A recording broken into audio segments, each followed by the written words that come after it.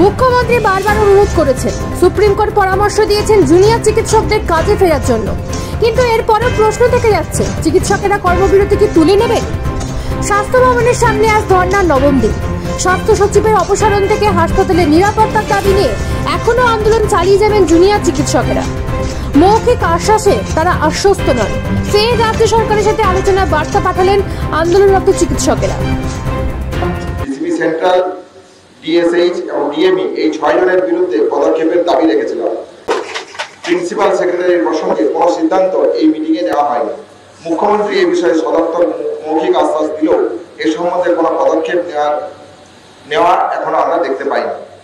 আমরা আমাদের 4 নম্বর দাবিতে আগেই বলেছিলাম, রোগী স্বার্থ তথা স্বাস্থ্য পরিষেবা সুনিশ্চিত না করা গেলে শুধুমাত্র নিরাপত্তা বাড়িয়ে হাসপাতালগুলিতে ডাক্তার, নার্স, স্বাস্থ্যকর্মীদের সুরক্ষা সুনিশ্চিত করা সম্ভব নয়। সমস্ত সরকারি হাসপাতাল এবং মেডিকেল কলেজগুলিতে লাগু করার জন্য আমরা কলেজ ভিত্তিক টাস্কফোর্স গঠনের দাবি জানিয়েছিলাম মুখ্যমন্ত্রীর কাছে। আরো আলোচনা প্রয়োজন আছে বলে এই গুরুত্বপূর্ণ বিষয়টিকে শুধুমাত্র একটি রাজ্য স্তরের টাস্কফোর্স গঠনের আশ্বাস আমরা পেয়েছি। আমরা চাই অবিলম্বে মুখ্যমন্ত্রীর প্রতিশ্রুতি অনুযায়ী রাজ্য ভিত্তিক টাস্কফোর্স গঠন করার নোটিশ জারি করা হোক এবং তত্ত্বাবধানে প্রতিটি মেডিকেল কলেজ, হাসপাতাল স্তরে কলেজ ভিত্তিক টাস্কফোর্স গঠন করার এবং তাতে জুনিয়র ডাক্তারদের যথাযথ প্রতিনিধিত্ব প্রয়োজন। আমরা 5 নম্বর দাবিতে উল্লেখ করেছিলাম, কলেজে ভয়ের যে বাতাবরণ সৃষ্টি হয়েছে তা প্রতিহত করতে গেলে ছাত্রছাত্রী ইউনিয়ন এবং কলেজে আরটি রেসিডেন্ট ডক্টর অ্যাসোসিয়েশন সুনিশ্চিত করতে হবে।